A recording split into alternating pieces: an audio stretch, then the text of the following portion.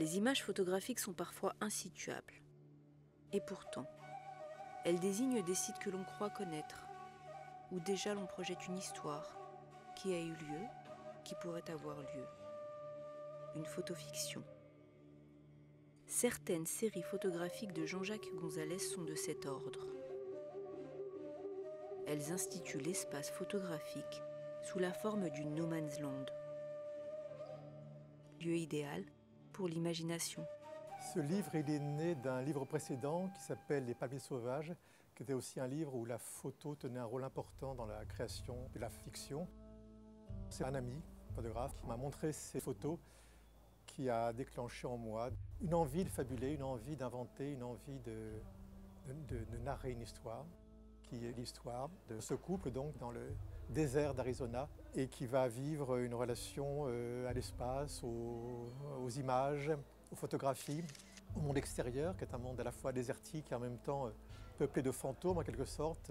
Et puis il y a les rapports entre l'homme et la femme, lui est photographe, elle est modèle, et il y a aussi donc un rapport de photographie entre eux.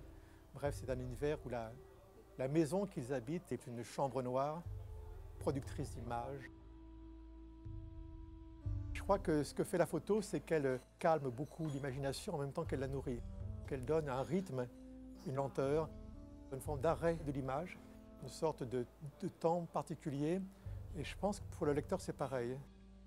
Le fait d'interrompre le récit par des photographies qui portent en légende des morceaux du récit, ces points d'arrêt, eux aussi, ont une fonction de lenteur et de ralentissement, je dirais, du processus de lecture.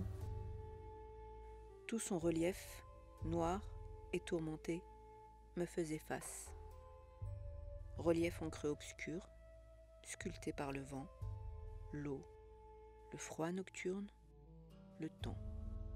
Ce que j'ai essayé de faire, c'est de développer des niveaux d'écriture très différents.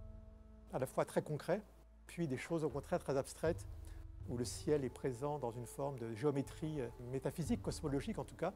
Donc j'ai déployé plutôt plusieurs types d'écriture et je me suis investi dans toutes avec le même plaisir, le même désir en tout cas.